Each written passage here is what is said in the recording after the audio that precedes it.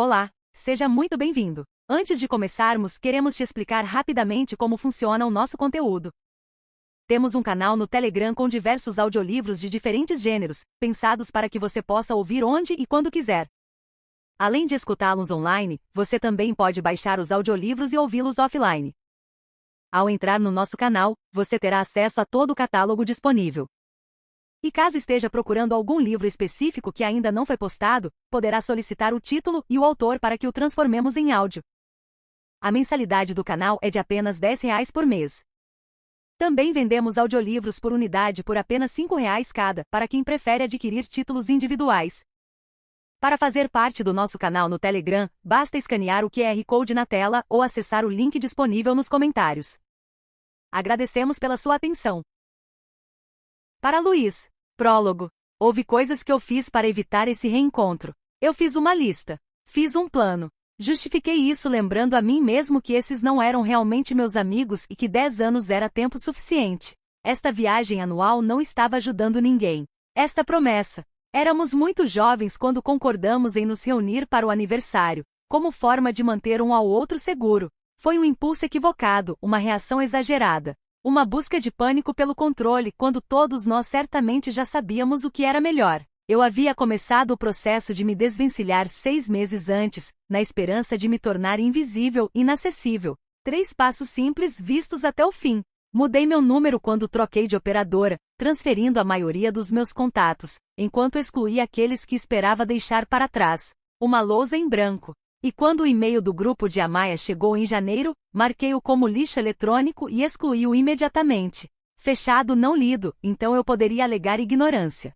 Embora os detalhes em negrito na linha de assunto já estivessem gravados em minha mente, 7 de maio, esteja lá. Em vez disso, planejei passar o fim de semana na casa de Rus, a etapa final da evasão. Eu precisava seguir em frente. Eu tinha 28 anos, um emprego estável e um namorado meio sério que preparava o café da manhã aos domingos e possuía lençóis razoavelmente decentes. Mas no domingo de manhã, meu telefone tocou quando eu estava terminando minha omelete e Rus estava no balcão, de costas, enchendo seu café. Houve um flash de luz no visor do meu celular, virado para cima sobre a mesa. Um número da Carolina do Norte que não está em meus contatos, uma mensagem em letras maiúsculas. Você ouviu? Meu garfo pairou sobre o prato. Quem é aquele? Rus perguntou enquanto se sentava na minha frente, as mãos circulando a caneca. Ele deve ter visto na minha expressão, o sangue drenando, meus ombros tensos. Tinha que ser Amaya. Foi ela quem forneceu os detalhes todos os anos. Ela cuidou de nós profundamente como um coletivo. Ela se importava profundamente com tudo. Apenas spam, eu disse, deixando cair o garfo no prato, pressionando as mãos nos joelhos sob a mesa para mantê-los imóveis. Lutei contra a vontade de virar o telefone para baixo. Não precisava ser mentira. Poderia ter sido um número errado, em vez de Amaya me rastrear, certificando-se de que eu soubesse que hoje era a data de chegada. Como se ela soubesse que eu estava sentada à mesa da cozinha do meu namorado, a centenas de quilômetros de distância, neste exato momento, sem intenção de pegar a estrada. Mas por precaução, quando eu achasse que Rus não estava olhando, eu apagaria a mensagem. Bloqueei o número. Como se isso nunca tivesse acontecido. Levamos os pratos até o balcão e esperei que ele virasse as costas, que a água corresse, antes de pegar meu celular. Mas a essa altura uma segunda mensagem havia chegado. Um link para um artigo. Não é um artigo, um obituário. Ian Tyler, 28. Afundei na cadeira mais próxima. Leia o aviso de sua morte inesperada, palavras flutuando. Amado filho, irmão, tio e amigo. Doações a serem feitas ao Redfield Recovery Center, em vez de flores. Eles usaram uma foto mais antiga, quando seu rosto era cheio de menino, cabelo loiro longo o suficiente para pegar uma brisa, pele bronzeada e olhos castanhos e um sorriso que eu não tinha certeza se via há mais de uma década. Tão diferente da última vez que estivemos juntos, há um ano, no nosso ponto de encontro em Outer Banks. Seu rosto era mais magro naquela época, o cabelo curto. Ele parecia assolado por uma inquietação da qual não conseguia se livrar. Até o próximo ano, ele disse, um braço passando desajeitadamente em volta do meu pescoço em um meio abraço. Não gostávamos mais de ficar muito próximos, porque tudo que eu conseguia imaginar enquanto permanecíamos naqueles momentos era a mesma coisa que eu estava vendo agora. Um flash de seus olhos castanhos, grandes e arregalados, a boca aberta em um grito congelado enquanto ele de frente para o rio. Apertei o punho contra os dentes, soltei um único suspiro, torcendo para que fosse abafado pelo som da água corrente. Depois, um segundo choque. O obituário tinha 3 meses e eu não sabia. Fora de contato. Inacessível. Eu não deveria ter sentido isso de alguma forma? Esse vínculo que nos conecta através do tempo e da distância? Ian, me desculpe. Saí da sala. Deixou Rus na pia. Fiz um novo plano. Passar em casa para comprar as roupas certas. E-mail para trabalhar com uma emergência familiar. Comece a dirigir. Foi um erro acreditar que eu poderia simplesmente desaparecer. Que eu poderia esquecer tudo isso, as memórias, o pacto. Que eu poderia deixar isso, e eles, para trás para sempre. No caminho respondi, minhas mãos ainda tremendo. Eu não deveria ter tentado lutar contra isso. Havia uma gravidade nesta semana ritual no passado para eles. Os únicos sobreviventes. Éramos 9 no início. Seus nomes eram uma batida na minha cabeça, nossas vidas perpetuamente ligadas. Amaya, Clara, Grace, Oliver, Joshua, Ian, Olise e Brody.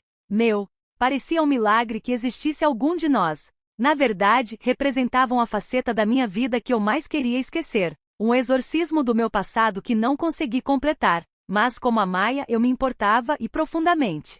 Porque todos nós tínhamos feito aquela promessa, então e sempre nos veríamos durante esta semana. Mantenham as nossas fronteiras próximas, mantenham os nossos segredos mais próximos. Um momento reunindo todos nós novamente ano após ano. Só agora éramos 7. Domingo. Capítulo 1. Nossa casa, como a maioria das coisas, foi uma questão de sorte. Sorte que a propriedade conseguiu resistir a 2 furacões na última década, empoleirada em um conjunto de estacas na beira das dunas, protegida apenas por persianas de alumínio e revestimento de cedro que havia desbotado com o passar dos anos até adquirir um tom cinza desgastado pelo tempo. Sorte que havia espaço para todos nós em seus 5 quartos, com varandas que se conectavam por meio de varandas envolventes e precários degraus de madeira ao longo de 3 andares. Sorte que o aluguel à beira-mar pertencia à família de Oliver e naquele primeiro ano depois do funeral de Clara, quando estávamos em pânico e desesperados e fizemos esse pacto, Oliver disse, eu conheço um lugar. A casa ficava afastada da atividade da cidade, no extremo de uma estrada sem saída. Estava perto o suficiente para ver os vizinhos na faixa de areia, especialmente no escuro, com as janelas iluminadas, faróis à noite, mas ainda privado o suficiente para se sentir afastado. Tranquilidade em ambos os aspectos. Foi o refúgio perfeito para nós, os sortudos, sobreviventes do acidente e depois do rio caudaloso, da tempestade implacável. Oliver o chamou de The Shallows, um nome que parecia uma promessa. Um lugar de segurança e retiro, isolado do resto do mundo e cercado por todos os lados pelas profundezas infinitas. Viemos aqui pela primeira vez por conveniência, mas continuamos voltando porque voltar aqui ano após ano eliminava a necessidade de decisões, o fardo dos planos.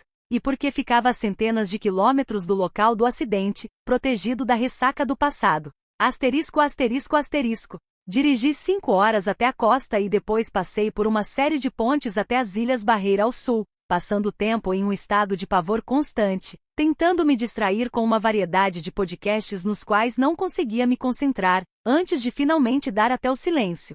A saída apareceu antes que eu estivesse pronto, um aglomerado de caixas de correio descoordenadas diante de uma placa de rua desbotada, curvada pelo vento e branca e queimada pelo sol no centro. A casa ficava no final da estrada não pavimentada, e o estacionamento na frente era um semicírculo de pedras e ervas daninhas, com uma fina camada de areia que eu sentia sob as rodas nos últimos 16 quilômetros. Na entrada, a terra estreitou-se progressivamente entre o oceano e o som, e as dunas aproximaram-se da estrada, a areia rodopiando pela calçada em espirais tempestuosas.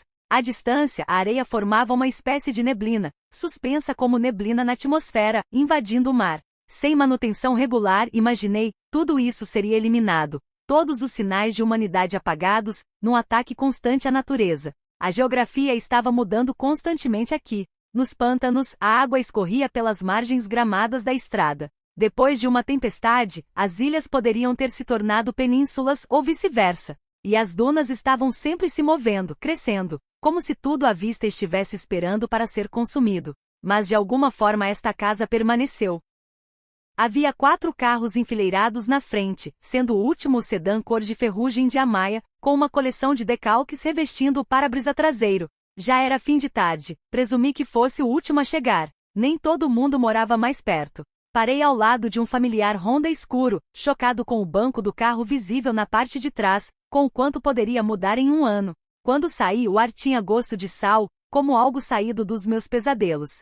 Às vezes, sozinho no escuro da noite, eu acordava de um sonho que ainda tinha gosto de rio, água da chuva, terra arenosa no fundo da garganta. Mas outras vezes eu acordava com o cheiro do ar de água salgada, como se não tivesse certeza de qual era o pesadelo, naquela época ou agora. Respirei lentamente, olhando para casa. O alpendre elevado, múltiplas empenas, janelas refletindo o sol e o céu. A estrutura era datada, mas objetivamente bela, eu sabia, pela forma como se erguia discretamente da paisagem, como madeira flutuante na praia, posicionada com cuidado para acolher as forças da natureza em vez de lutar contra elas. Um conjunto de largos degraus de madeira levava até a porta da frente, onde tiramos aquela única foto no nosso primeiro ano, nós 8 amontoados, sentados ombro a ombro, joelhos pressionados contra o corpo à nossa frente como prova, ainda estamos aqui. Endireitei minha coluna, me fortalecendo. Em uma lista de coisas que poderiam deixar meus nervos à flor da pele, isso estaria perto do topo. Não tão alto quanto dirigir em estradas curvas e escuras ou se perder, mas chegar tarde nessa casa com esse grupo, alto. Eles não eram pessoas más. Eles eram apenas pessoas más para mim. Uma sombra passou pela janela da sala e imaginei todos juntos, sentados em volta daquele sofá cinza, esperando por mim. E então, antes que eu pudesse parar a imagem, eu os vi correndo, afunilando-se pela porta da frente, uma onda enorme se erguendo atrás da casa, o céu escurecendo, as sombras se expandindo. O caos do pânico e a dúvida de quem eu salvaria primeiro. Era um hábito do qual não conseguia me livrar, a questão estava sempre em minha mente. Numa sala cheia de gente e num ônibus cheio de estranhos. Quem você salva? Um experimento mental acontecendo em tempo real. Um interlúdio de terror na monotonia da minha vida diária.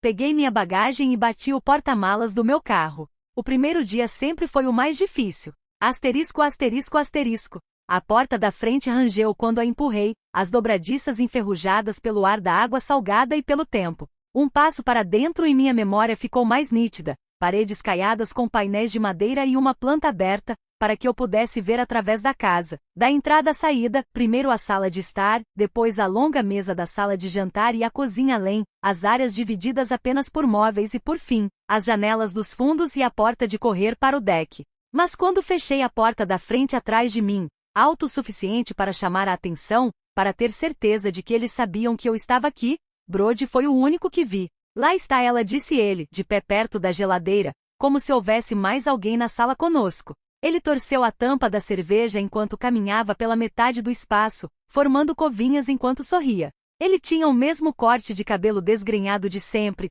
um esfregão marrom que estava constantemente afastando do rosto. Ele era o atleta do nosso grupo, metade do casal Brody e Olis, e ainda carregava a confiança de alguém acostumado a ser amplamente conhecido na escola. Aqui eu disse, como se fosse uma estudante avisando sua presença, e ele riu. Pela sua saudação, parecia que eles estavam esperando. Ao contrário de Brody, eu estava mais acostumado a ser esquecido, então adquiri o hábito de me esforçar para tornar minha presença conhecida. Coloquei minha bagagem ao lado do sofá e o levei para dentro. Todos os anos, nossos primeiros cumprimentos eram ao mesmo tempo familiares e chocantes. Ele se vestia da mesma forma, casualmente com shorts de ginástica, camiseta e sandálias. Mas havia uma cadeirinha na parte de trás do carro, ele era pai. Toda uma identidade que mudou em um momento. A viagem está bem? Brody parecia à vontade, não importando onde estivesse ou com quem estivesse. Ele iniciou uma conversa comigo como se nenhum tempo tivesse passado desde que nos vimos pela última vez. Sim, mas desculpe pelo atraso. Ele tomou um longo gole, balançou a cabeça e afastou uma mecha rebelde de cabelo dos olhos. Você nem é o último. Então ele acenou com a cabeça em direção ao fundo da cozinha. Estaremos lá fora, depois que você se instalar. Estarei fora em alguns minutos, eu disse, grato pelo tempo para me orientar primeiro.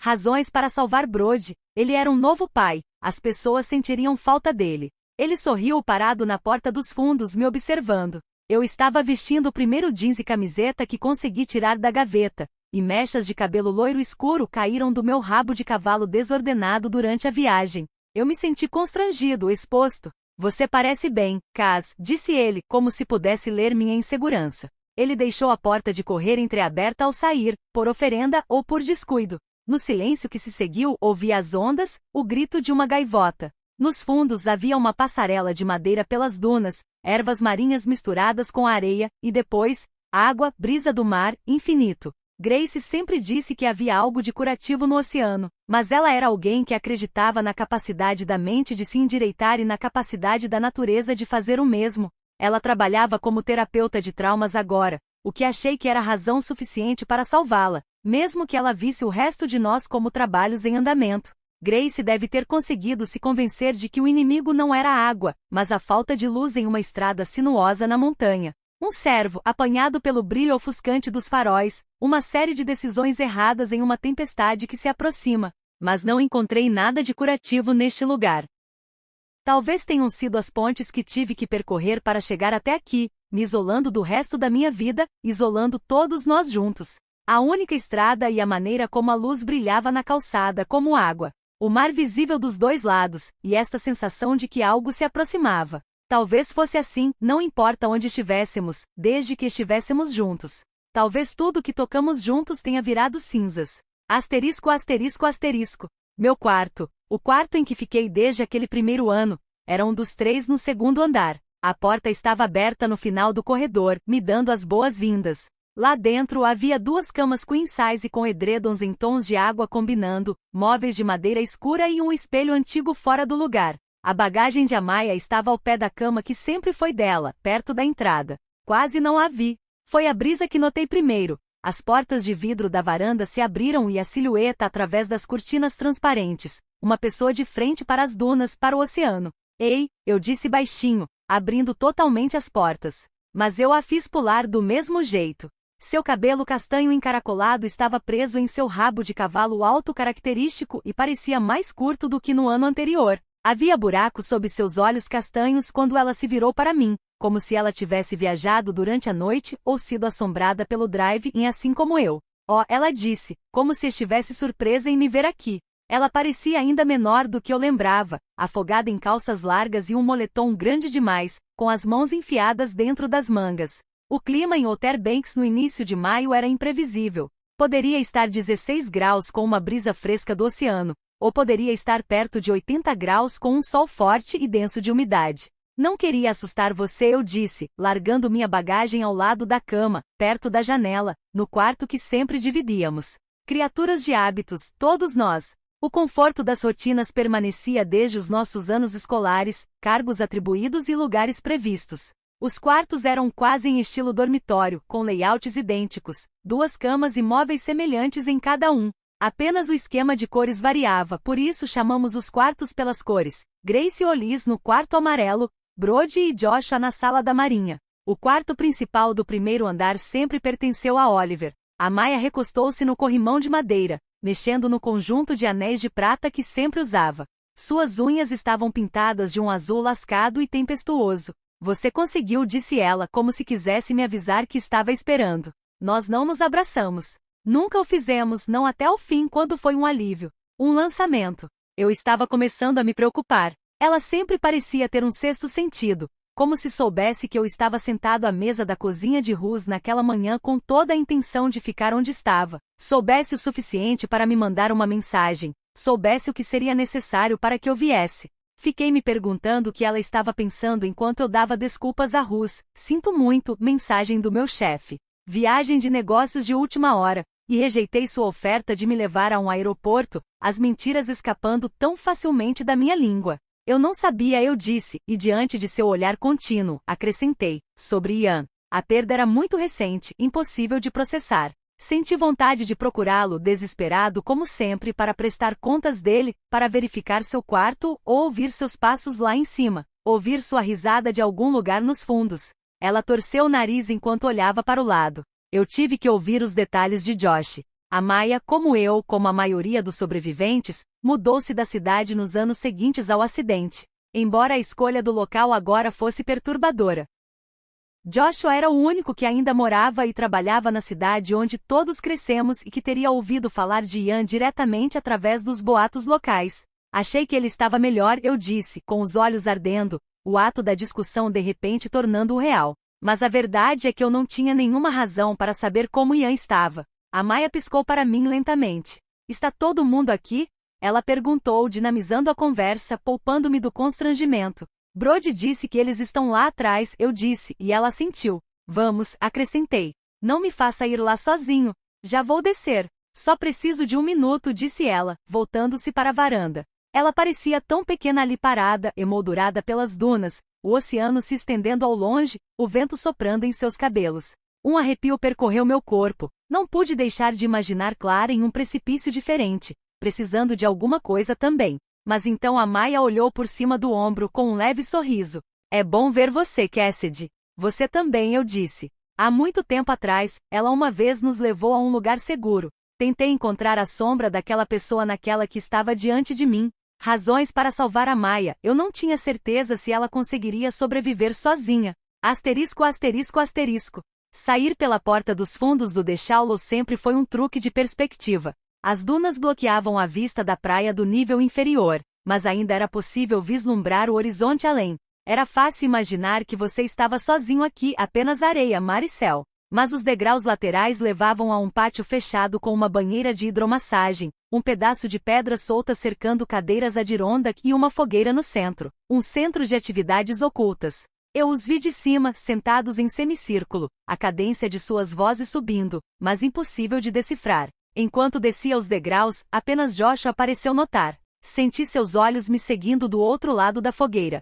Cassidy Bate, disse Joshua, como sempre fazia. Não, foi bom ver você ou como foi a viagem ou sente-se. Apenas meu nome, assim mesmo, um eco através do tempo. Ele nunca parecia feliz em me ver, por razões que eu não conseguia entender. Não das nossas interações antes do acidente, inexistente ou depois mínimo. Eventualmente, eu parei de tentar descobrir. Ele era todo afiado, olhar afiado, comentários afiados. Uma cicatriz pálida na saliência da maçã do rosto. Shorts caque e polo listrado, cabelo penteado para trás com gel. Havia 3 latas de cerveja amassadas debaixo de sua cadeira, e ele sorriu quando me viu olhando.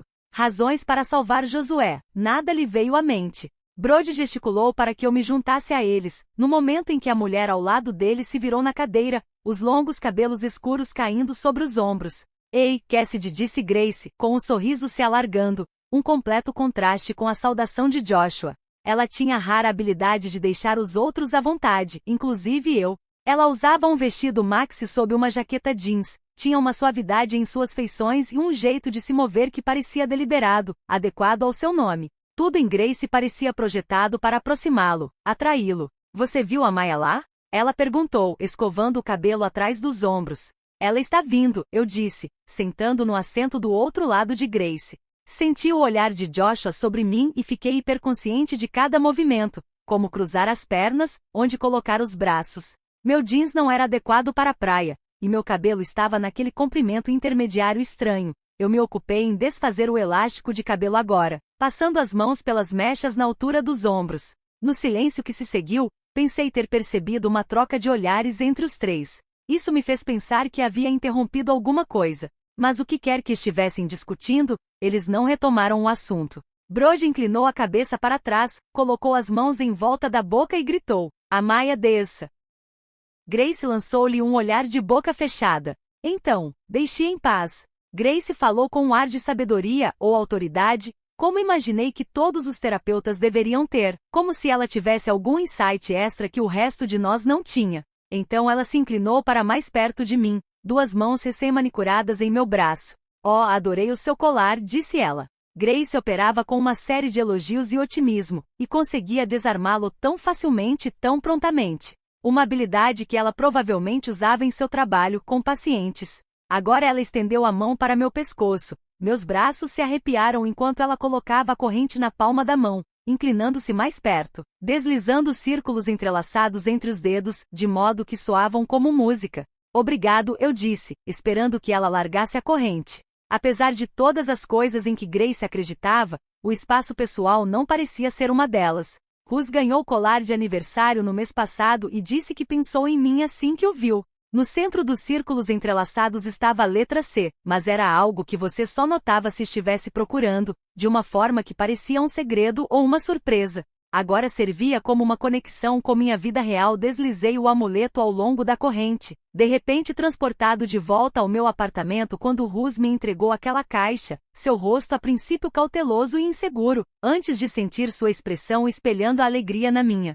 Eu adorei, eu disse enquanto ele ajudava a prendê-lo em meu pescoço, e foi o que fiz. Foi um lembrete da pessoa que me tornei longe desse grupo de pessoas. A pessoa para quem eu voltaria em mais 6 dias.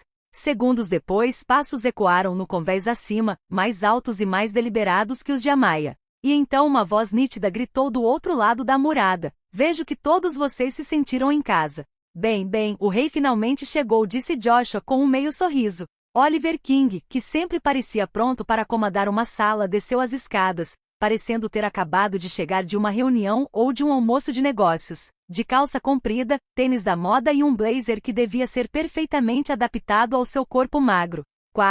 Ele era coreano-americano e morou na mesma rua que eu durante todo o ensino médio, uma proximidade que nos fez sentir mais próximos do que realmente éramos. Que bom que alguém conseguiu encontrar o caminho para dentro dessa vez, brincou Oliver. Nos últimos anos, tínhamos ficado do lado de fora ou na praia, até que Oliver chegou com o código da unidade, que aparentemente mudava a cada ano ou nenhum de nós se preocupou em perguntar a ele antes ou se lembrar. Razões para salvar Oliver. Esta casa, para começar. A porta estava aberta quando cheguei aqui, disse Brody encolhendo os ombros. Josh entregou a Oliver uma lata de cerveja fresca do outro lado da fogueira, e ela parecia deslocada em suas mãos. Mas ele abriu, franziu a testa antes de tomar um gole e depois passou a mão na boca, de uma maneira que eu não conseguia imaginar que ele fizesse perto de outras pessoas. Pela última vez que ouvi falar, Oliver estava morando em Nova York, administrando um fundo de hedge de prestígio. Talvez ele estivesse acostumado com as pessoas esperando por ele agora. Mas ele ainda sempre arrumou tempo para isso. Todos nós fizemos.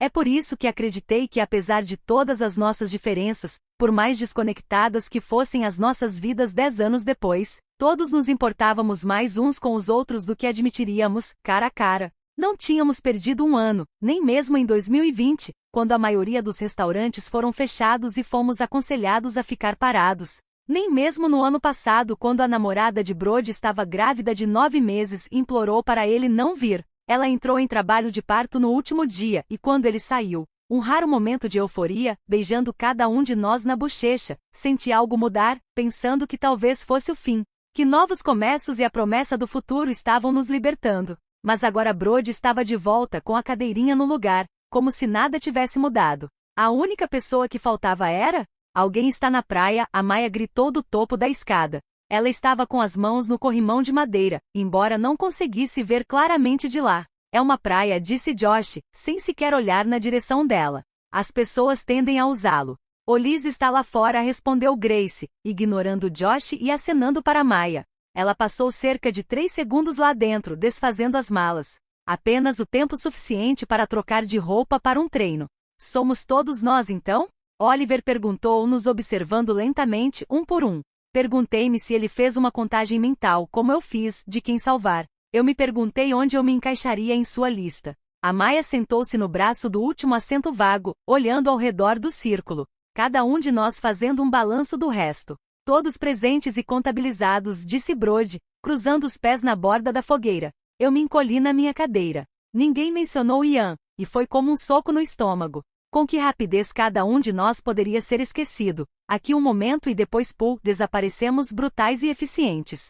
Mas então, isso não era típico de nós. Eu também não conseguia me lembrar da última vez que alguém mencionou Clara, nem mesmo Grace, e elas eram melhores amigas. Não mencionamos os mortos como se fosse mais uma camada do pacto que eu desconhecia. Mais uma ferramenta da nossa sobrevivência. Grace verificou uma mensagem em seu telefone, enquanto Josh balançava um joelho, o silêncio se prolongando. Finalmente, Oliver pigarreou. Acontece que alguém pegou comida? Josh soltou uma gargalhada. Não, Sr. King, não preparamos a casa para sua chegada. Ele revirou os olhos. Falando nisso, no entanto, fiquei no quarto de cima. A cabeça de Grace virou em sua direção ao mesmo tempo que a de Amaya. Que merda você fez, disse Amaya com mais força do que eu a ouvia reunir em anos. Josh e Amaya se entreolharam sem palavras, e me lembrei de que eles estavam ligados de outras maneiras, não apenas por causa dessas viagens anuais, mas por meio da família de Amaya e da posição de Josh em seu escritório de advocacia.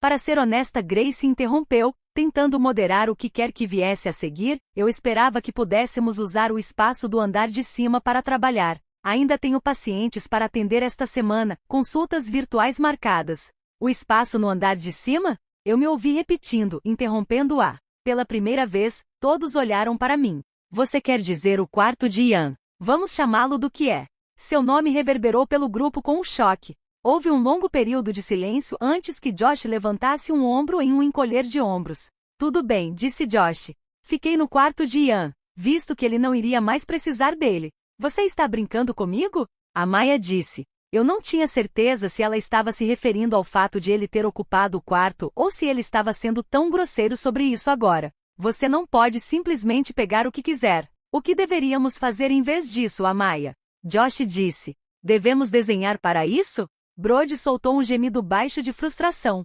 O primeiro dia era sempre assim. Como se ninguém realmente quisesse estar aqui e nos esbarrássemos uns nos outros em arestas vivas e agressões passivas. Culpa dos sobreviventes, diria Grace. Mas para cada rosto aqui faltava outro, uma realidade com a qual tínhamos que aceitar a cada vez. Eventualmente nós nos acomodaríamos um ao outro, e Grace nos convenceria de que, veja, precisávamos fazer isso. Precisávamos um do outro. Pare, disse Grace, com as mãos estendidas para nos pacificar. Vamos conversar sobre isso. E Josh, por favor. O que? Josh disse, virando-se para Grace agora também. Somos uma raça em extinção. Se não podemos brincar com isso, quem pode? Josh, vamos lá, Oliver disse, finalmente interrompendo. Ah, isso mesmo, disse Josh, com o canto da boca levantado. Sua casa, suas regras, esqueci. Com que rapidez tudo poderia mudar. Com que rapidez poderíamos mudar as coisas. Grace estava com os olhos fechados, como se estivesse meditando ou repetindo algum mantra para si mesma. Você vai dizer alguma coisa, Brody? Como se até mesmo sua fachada tivesse finalmente quebrado e ela estivesse desesperada para saber que todos estavam do seu lado. Oliver chamou minha atenção para o grupo e me perguntei, mais uma vez, se ele estava avaliando suas opções, assim como eu. Rápido, quem você salva? Amaya. Graça. Brody. Oliver. Levantei-me da cadeira. Virou-se, empurrado pelo portão dos fundos, em direção às dunas. É uma pergunta capciosa, claro. A resposta sempre foi, você mesmo. Capítulo 2. Eu não conseguia me lembrar de como respirar perto deles. Geralmente eu era capaz de navegar em qualquer um deles, individualmente com cuidado e precisão. Mas no grupo perdi o rumo. Havia muita história, muita coisa que eu não entendia, sobre eles, sobre as pessoas que costumavam ser. Éramos colegas de classe e vizinhos, casais e amigos, estranhos. Mas as linhas mudaram. Os relacionamentos desmoronaram. Novas alianças foram forjadas. E havia muitas memórias ligadas a The Shallows. 8 anos de segredos trancados naqueles quartos. Olis teve a ideia certa ao sair, conseguindo espaço. A casa costumava parecer maior. A praia era bastante privada. Não suficientemente próximo de quaisquer zonas turísticas. Era frequentado apenas por quem possuía ou alugava este trecho de estrada. Cerca de 1 dúzia de casas com um cais no final, estendendo-se até ao mar. Ouvi meus passos ecoarem nas tábuas de madeira do longo caminho que subia pelas dunas, me conduzindo até a escadaria que terminava diretamente na areia. Olis estava em frente aos degraus, pouco antes da maré subir, usando legging preta e regata combinando. Ela permaneceu estranhamente imóvel. Eu estava acostumado a vê-la sempre, sempre em movimento. Não como esta imagem assustadora, olhando para o oceano, como se ela pudesse entrar nele. Ela sempre foi impressionante, mas agora imóvel e emoldurada pelo mar, seu cabelo louro claro sob o halo de luz do sol dava-lhe a aura de algo sobrenatural, ligeiramente irreal. Quase gritei para ela. Mas então percebi que ela estava equilibrada em um pé só e devia estar no meio de uma rotina de yoga, praticando alguma coisa mesmo em seu silêncio. Havia um telefone amarrado em seu braço. Ela provavelmente estava com fones de ouvido. Não fiquei surpreso que ela estivesse nos ignorando. Olis tinha uma tendência a desaparecer ainda mais dentro de si mesma, concentrando-se nos quilômetros percorridos e nos objetivos alcançados. Ela era uma personal trainer, tanto um estilo de vida quanto uma carreira. Razões para salvar Olis. Pensei que, se fosse necessário, ela poderia ajudar a salvar todo o resto. Enrolei a calça jeans e tirei os sapatos na base dos degraus antes de virar à direita, descendo a extensão da praia. Longe dela. O vento soprava da água, um forte contraste com a areia quente sob meus pés descalços. A primeira vez que pisamos aqui, naquele primeiro ano, Grace olhou para o oceano e disse, com seu jeito positivo, é impossível se sentir presa aqui. Eu gostaria de poder ver através dos olhos dela, que eu pudesse permanecer firmemente enraizado no presente, sentir apenas a beleza idílica de onde estávamos. Mas para mim, qualquer lugar pode parecer uma armadilha. As pontes são como uma série de passagens que se fecham atrás de você, as pessoas com quem estávamos presos. Como se o rugido das ondas abafasse a memória dos gritos. Como se a vazante e a vazante não nos fizessem pensar na chuva, na água subindo e no medo profundo. Como se não nos lembrássemos ainda mais da estrada nauseante e sinuosa, da guinada antes do mergulho, o crepitar dos momentos que dividiram o antes e o depois. A noite estava tão escura aqui também. Um erro. Isso é o que a escola dizia. Um erro que as vans tivessem desviado da rodovia. Um erro que nos disseram que não poderíamos levar nossos telefones na viagem. Um erro que os motoristas não tenham consultado a administração sobre o trânsito ou a mudança de planos. Outro erro foi não estarmos juntos no aniversário de 1 ano. Embora eu tivesse mantido distância, Clara foi à homenagem na escola, um prolongado momento de silêncio no pátio, seguido por 12 badaladas assustadoras do sino da capela, e essa foi a última vez que ela foi vista por alguém. Mais tarde, Clara nos mandou uma mensagem no meio da noite, vou voltar. E então ela fez isso. Dirigiu pela mesma rota até as montanhas do Tennessee, fez o mesmo desvio até Stone River Gorge, deixou o carro abandonado na beira da estrada, com uma garrafa de vodka pela metade no banco do passageiro. Presumivelmente lá, ela caminhou até a beira, atraída pelo rugido do rio, pela força dele, e pulou. Nenhum de nós recebeu a mensagem dela até a manhã seguinte, quando já era tarde demais. Eu já estava farto de funerais até então. Não suportava a ideia de mais um, não conseguia encarar a realidade de perder mais um colega de classe, especialmente depois de tudo o que passamos. Mas a Maia pediu que nos encontrássemos no estacionamento atrás da escola na noite seguinte ao funeral, e todos concordamos. Como se precisássemos provar um ao outro que o resto de nós ainda estava aqui. Quando nos vimos naquela noite, nós 8 gravitando um em direção ao outro sob a luz fraca de um poste de luz, de repente senti que o verdadeiro erro não estava na preparação para o acidente, mas que de alguma forma havíamos sobrevivido a ele. Sem Clara, era mais fácil acreditar que nunca fomos feitos para escapar do rio, que de alguma forma, ele ainda vinha atrás de nós. Foi ideia de Amaya, não deveríamos ficar sozinhos novamente. O pacto foi uma coisa tão fácil de concordar. Eu costumava pensar que essa era a maneira de nos salvar também, que precisávamos estar vigilantes, em alerta máximo, ou isso ainda poderia acontecer depois de todo esse tempo. Mas mais recentemente comecei a acreditar que aquilo que pensávamos estar nos salvando do passado poderia estar nos prendendo a ele. Eu me preocupei que Ian estivesse bem até receber aquele e-mail de Amaya, lembrando. Eu acreditava que deveria haver uma saída para isso, para todos nós. Um choque de água fria subiu pelos meus tornozelos e eu pulei. Afastei-me ainda mais do alcance da maré invasora, com passos seguindo meu rastro. A praia estava repleta de apenas algumas pessoas, uma menina e provavelmente sua mãe construindo um castelo de areia. Um homem vindo em minha direção na direção oposta, com a vara de pescar apoiada no ombro. Ouvi a próxima onda chegando e evitei a onda. À minha frente, um emaranhado de algas marinhas permanecia na espuma e na borda, algo preto se projetava da areia. Parecia que poderia ser uma carteira, ou... Outra onda rastejou sobre a massa, desalojando o objeto, e à medida que a água recuou, eu a vi com mais clareza. Mergulhei nas ondas frias, recolhendo-o antes que fosse varrido novamente, era um telefone. A tela estava rachada e as bordas estavam cobertas por areia fria e úmida, e havia água salgada espalhada pela tela. Estava fora de um caso, provavelmente morto. Um pequeno milagre que tivesse sobrevivido à força da maré e voltado para a costa. Virei-me em círculo, procurando seu potencial dono. Com licença, gritei para a mulher e a criança que construíam o castelo de areia. A mulher ergueu os olhos, com uma das mãos na aba do chapéu de palha e a outra segurando uma pequena pá de plástico. A garotinha, vestindo um maiô roxo de mangas compridas, não ergueu os olhos da escavação. Você perdeu um telefone? Perguntei. A mulher franziu a boca e enfiou a mão na bolsa de praia listrada antes de tirar um telefone dentro de uma capa brilhante. Não, ela disse, o sol refletindo no brilho. A única outra pessoa à vista era o homem vindo do cais em minha direção, talvez ele estivesse procurando por isso. Caminhei em sua direção com determinação, notei que a barra de seu short caqui estava molhada e imaginei-o pego em uma onda, perdendo seu telefone. Assim que cheguei perto o suficiente para ser ouvido, gritei, procurando por isso? Estendi o telefone na minha mão na direção dele. O que? Ele ligou, ou eu pensei que ele ligou. O som se movia estranhamente aqui. Algumas vozes foram ouvidas, outros foram varridos pelo vento e perdidos. Você perdeu isso? Tentei novamente.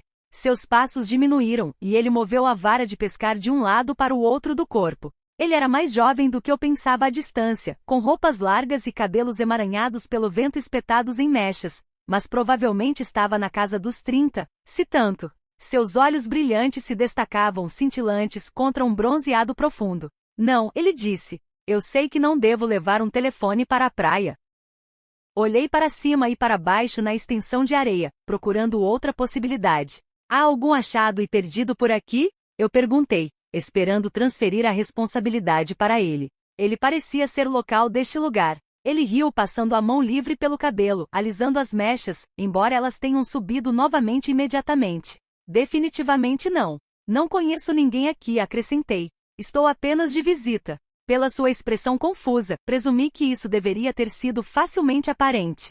Olha, disse ele com um suspiro, é provável que nem tenha vindo de alguém desta praia. Ele apontou para o Atlântico, estendendo-se diante de nós. Temos muitos detritos aqui. Uma vez recebi pedaços de um naufrágio nas Bahamas, você sabe. Parecia improvável que aquele telefone fosse carregado nas ondas do outro lado do mar, mas ele se afastou, erguendo as mãos, absolvendo-se. Tome cuidado agora, disse ele. Depois desviou-se em direção ao conjunto de degraus de madeira mais próximo, mas em vez de tomar o caminho de volta para casa, cortou direto por uma abertura nas dunas, como se conhecesse um atalho. Examinei o trecho de casas do outro lado da praia. Este telefone provavelmente pertencia a alguém que estava hospedado em um deles. Comecei a voltar em direção ao nosso caminho. Quando eu pensasse sobre isso, pelo menos isso me daria outra coisa para focar mais tarde, uma desculpa para sair daquela casa novamente. Batendo nas portas, procurando o dono do telefone.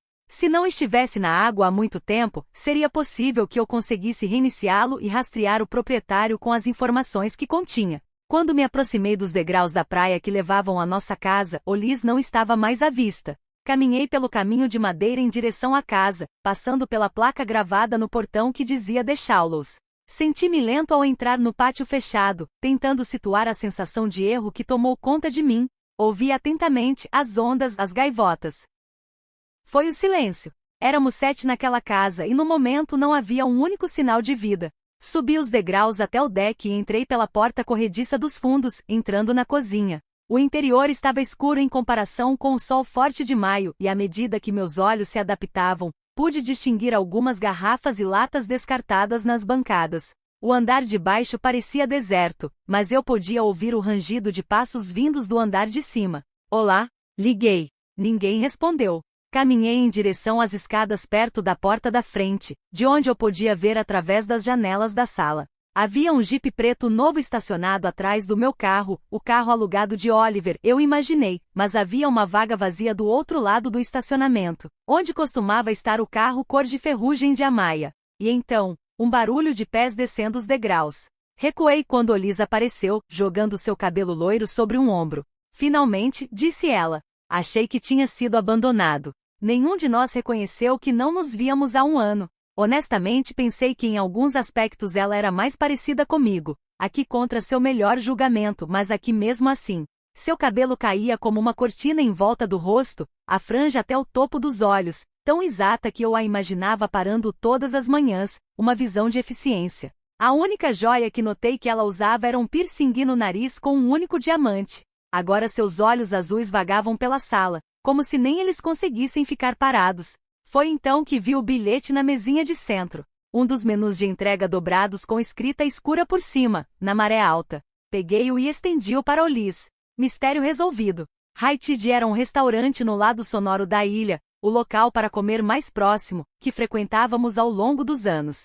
Foi convenientemente a uma curta distância. Oh, graças a Deus, estou faminto, na verdade, disse Ulis.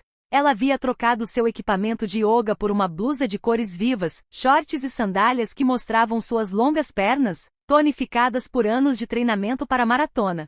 Oli sempre pareceu ter saído diretamente de sua conta do Instagram voltada para o bem-estar. Você vem? Ela perguntou. Dê-me um minuto para me trocar e irei até você com você. Levei o telefone perdido para o andar de cima, para o quarto água, e depois o levei direto para a varanda. O vento soprava no quarto, cortinas transparentes ondulando atrás de mim. Lá fora, a sombra estava começando a se estender, então deixei o telefone no canto da grade de madeira, onde o sol continuaria a bater enquanto se movia pelo céu. Areia e cascalho traçaram o caminho da rachadura na tela, mas eu já tinha visto coisas piores. De volta para dentro, tirei meu jeans, duro e molhado nos punhos, e troquei-o pela saia casual que milagrosamente havia entrado na minha bagagem. Não havia código de vestimenta para o restaurante, mas eu não tive muito tempo para fazer as malas e minha mala estava cheia de roupas de ginástica e algumas camisetas.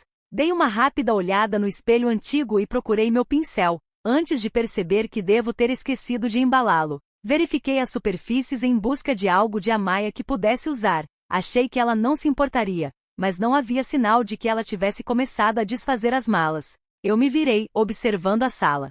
Não vi nenhuma das coisas de Amaya, nem mesmo a bolsa que estava ao lado da cama dela mais cedo. Talvez ela tivesse levado suas coisas para o quarto de cima, na tentativa de convencer Joshua a negociar, mas a última interação deles me perturbou. Ela estava tão tensa, tão enérgica. Entrei no corredor e subi a escada estreita em frente ao nosso quarto até o último andar. Pude ouvir um barulho vindo da sala antes de chegar ao patamar. Não havia porta para entrar no quarto ali em cima, apenas uma escada que levava direto para um loft com tetos inclinados, uma cama queen size rente ao chão sob um conjunto de janelas de águas furtadas. Eu poderia pensar nisso apenas como o espaço de Ian. Era impossível estar aqui sem imaginar seu corpo magro, curvado, sentado na beira da cama. A maneira como seu rosto mudava conforme eu subia o último degrau, como se ele soubesse que seria eu. A sala estava vazia, mas havia uma porta de varanda que dava para a área do convés superior, um único quadrado de mirante que se conectava aos níveis inferiores por um conjunto de degraus mais íngremes que presumi que deviam ter sido adicionados após a construção inicial. Eu não poderia imaginar que eles tivessem passado na inspeção. A porta da varanda rangia quando o vento soprava, a forte brisa do oceano assobiava pelas frestas. Não estava totalmente travado. Atravessei rapidamente a sala, fechei-a firmemente e girei a fechadura. As portas externas costumavam se destravar sem a fechadura, devido ao apodrecimento do tempo em torno dos batentes das portas voltados para o mar. As coisas de Joshua já estavam espalhadas pelo espaço, malas abertas na cama desarrumada, tênis caindo ao acaso no meio do chão, maiô jogado sobre a cadeira de madeira, laptop na mesa de carvalho correspondente e papéis na superfície. Não havia sinais de Amaya aqui. Ao descer, verifiquei os quartos azul marinho e amarelo, mas não vi nenhuma indicação de que ela tivesse se mudado para algum deles. Também não havia sinal de sua bagagem no nível principal, onde Olise estava diante da janela da frente, espiando para fora. Você viu Amaya? Perguntei. Eu não vi ninguém. Acho que todos vieram juntos. Você está bem? Assenti, seguindo-a pela porta da frente. Mas não consegui afastar a sensação de que algo estava errado. Era o fato de que Ian deveria estar aqui, e sua ausência desequilibrou tudo. Nada parecia certo, mas raramente acontecia aqui. Capítulo 3. Haitid era mais facilmente acessado por meio de uma série de caminhos entre as casas. Amplos aluguéis de temporada de 3 andares ficavam lado a lado com bangalos de praia mais antigos e trailers convertidos. Grama alta e lacunas cheias de areia entre os limites das propriedades. Tivemos que atravessar apenas uma estrada pavimentada que os moradores locais chamavam de rodovia, mas que não se parecia em nada com nenhuma rodovia que eu já tivesse visto no continente. Não havia nem semáforo nem faixa de pedestres, apenas longos intervalos no trânsito onde você podia atravessar a rua à vontade. O restaurante estava situado à beira do estreito, projetando-se sobre a água. A corrente era mais calma aqui, batendo suavemente na parte inferior do cais, mas com uma névoa misteriosa que muitas vezes pairava sobre o mar ao amanhecer e ao anoitecer. Passamos muitas noites aqui ao longo dos anos e reconheci a anfitriã de todos os anos anteriores.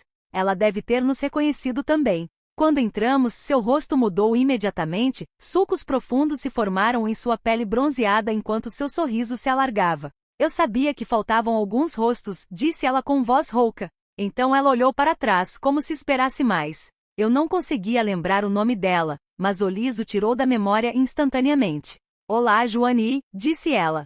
Joanie pegou 2 cardápios laminados e nos conduziu até uma longa mesa no canto, na intersecção de 2 paredes de vidro, o mar e o céu se estendendo em todas as direções. Havia 2 jarras de cerveja no centro da mesa, junto com uma variedade de aperitivos fritos, todos comendo como se ainda estivéssemos na faculdade. Sentei-me no lugar vazio ao lado de Grace, de frente para a parede de janelas, o brilho de um pôr do sol laranja refletido no som. Do outro lado da mesa, Oliver puxou a cadeira ao lado dele. Ei, Olis, ele disse enquanto ela se sentava. Senti falta de ver você quando todos chegamos. Olis começou a empilhar alguns camarões de cocô no prato à sua frente, alcançando Oliver, enquanto eu examinava o resto dos rostos na mesa. Onde está a Maya? Perguntei. Josh parou de mastigar por um segundo e depois engoliu. Ela disse que não estava com fome.